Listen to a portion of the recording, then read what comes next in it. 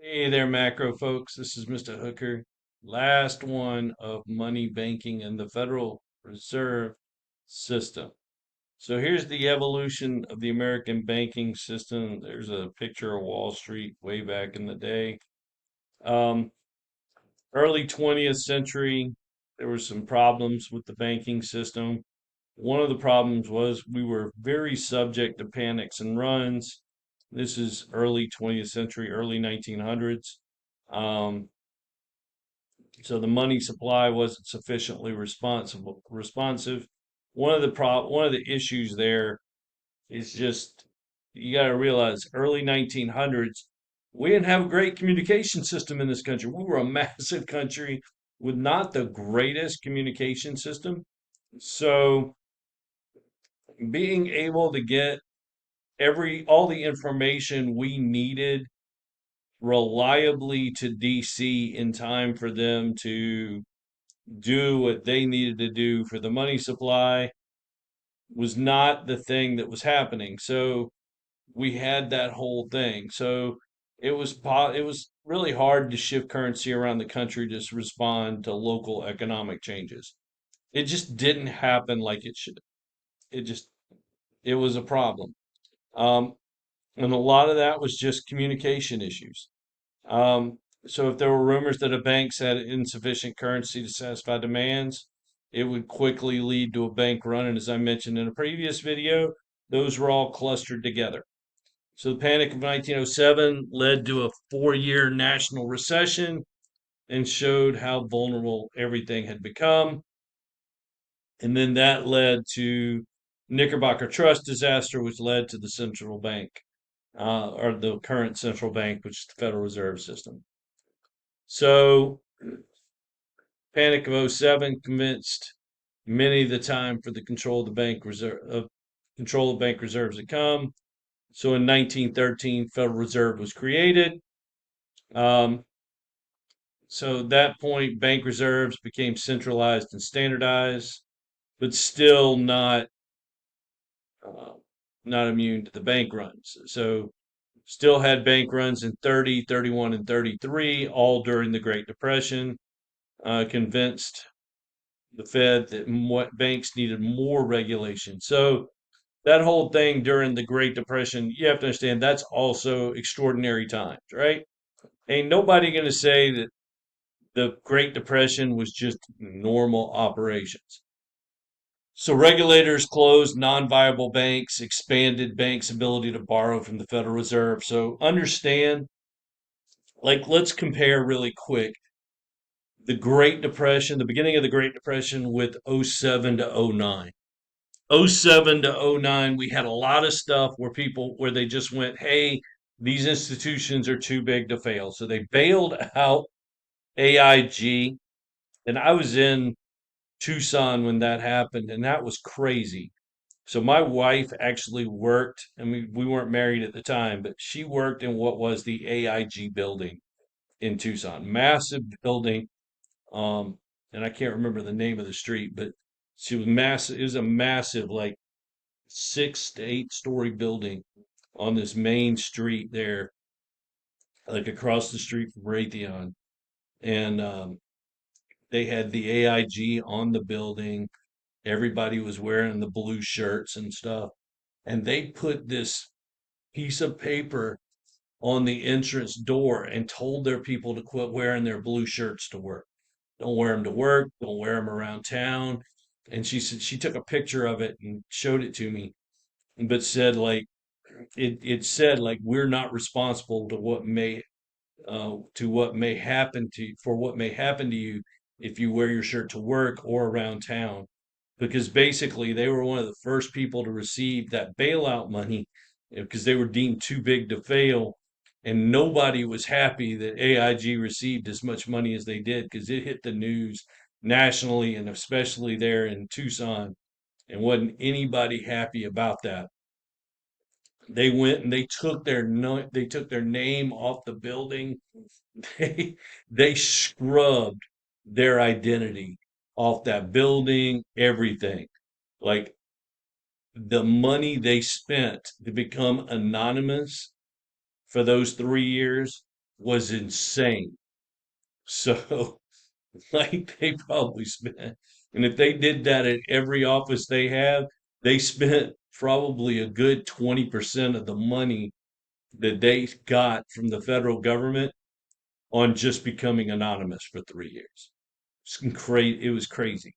So that's just one of those things. But that was 2007 to 2009.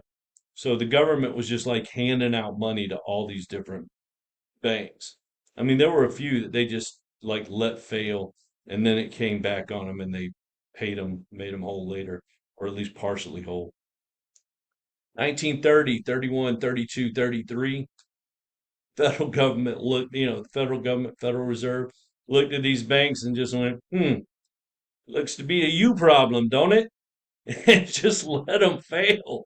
They were like, yep, don't see where that's going to be an us problem. That looks to be a you problem. You screwed this up. You go ahead and fail. Be a few less banks when we get out of this. And just let them go. They weren't about to help them. They weren't going to give them loans or anything. So that's just how crazy it got. And so that was the early part of the Great Depression versus what happened '07 to '09. Nuts. So the Glass-Steagall Act, 1933, separated banks into two categories. We had commercial banks and investment banks. So commercial banks accepted deposits covered by deposit insurance. Investment banks traded in financial assets, stocks and corporate bonds. So like if you were a business and wanted to do an IPO, you'd go to an investment bank. But those don't accept deposits, and they're not covered by deposit insurance. That Glass-Steagall Act also is what created federal deposit insurance. So, along with the banks, the banking industry also included the savings and loan industry, or called S&Ls, and the thrifts. Testing, testing, three. Testing, 1, 2, 3. All right. So then we had the S&L crisis in the 80s because Congress deregulated the S&Ls, allowed them to engage in a lot of risky speculation, housing and stuff like that, and it all went south.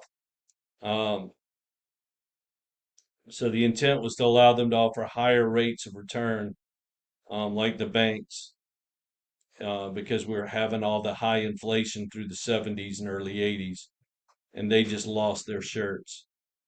Um, So that's how that was. Speaking of all that deregulation, so all the protections that were put in place after '09 or '08 and '09 for the banking industry, one by one, they have all disappeared. They are all gone now. So none of those protections that were put in place for us after the '07 to '09 Great Recession are there now for the financial industry. So we are back to where we were pre '07 for that. We're back to where we were. It's the Wild West again. So depositors in failed savings and loans were all compensated with taxpayer funds because they were covered with deposit insurance. So there was a FSLIC, doesn't exist anymore, but it was there. Um, so that crisis caused steep losses in financial and real estate sectors. It was basically just like the housing bubble in '07, except this was the '80s, resulting in the recession of the early '90s.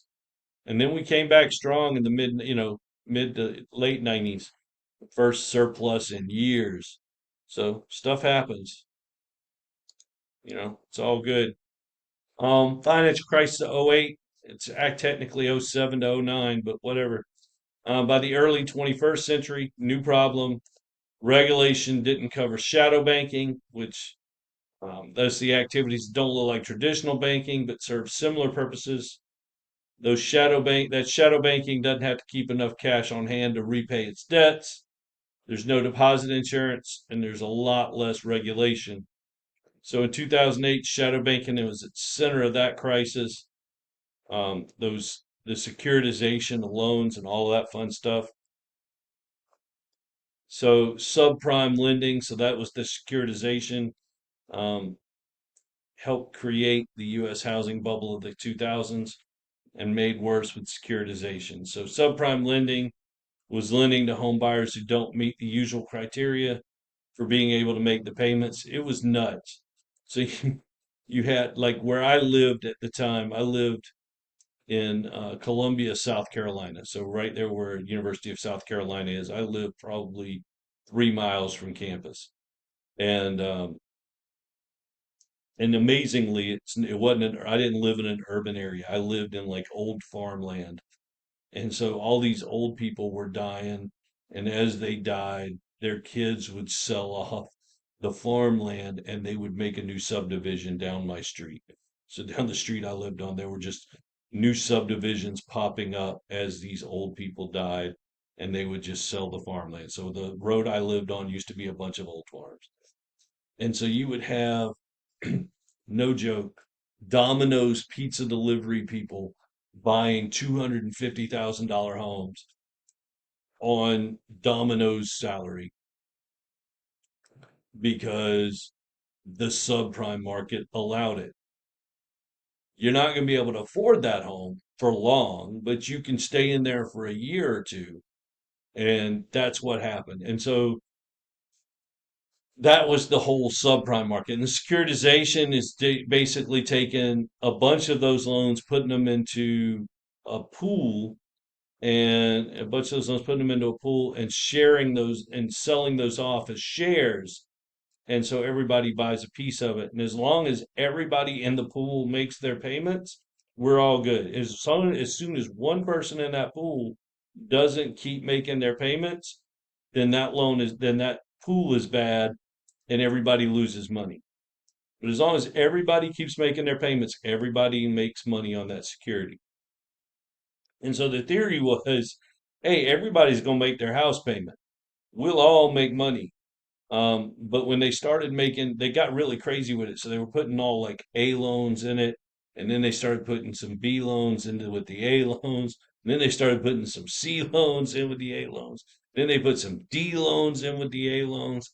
And it's okay to put like one, it really wasn't okay to put any C or D loans in with it because they weren't doing it okay. So if you watch The Big Short, it explains all of that. But it really wasn't okay to do it, but they started doing it and it went okay for a while because like even a couple of those folks, you're still gonna make your house payment. But when they started mostly putting those in, you were up for a disaster.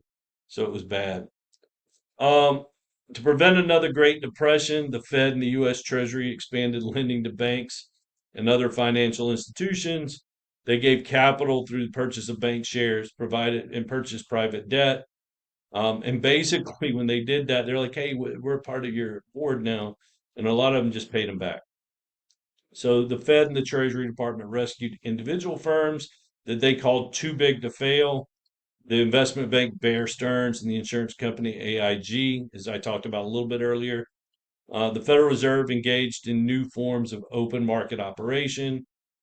So, for example, the Fed was buying long-term government debt and the debt of Fannie Mae and Freddie Mac. So it was kind of crazy. Um, in July 2010, President Obama signed the Dodd-Frank Act, the Wall Street Reform and Consumer Protection Act. All of that is gone now, but we did what we could. It gives a special government committee, the Financial Stability Oversight Committee, the right to designate institutions as systematically important and thus subject to normal bank regulations, even though they're not traditional banks. Um, Established a new rules on the trading of derivatives. They must now be traded in exchanges so the prices and volumes are more transparent, and created the Consumer Financial Protection Bureau, and that was to protect borrowers from being exploited through seemingly attractive financial deals that they had no clue what they were. Like, hey, give these people some protection. And that is all, folks. So y'all have a great day. We will see you next time.